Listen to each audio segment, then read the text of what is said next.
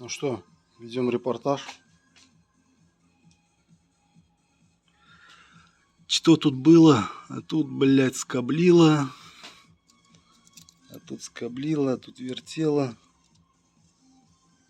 Сальник еще, как ни странно, живой, блядь. А вот посадочная, походу, пиздец, что ли.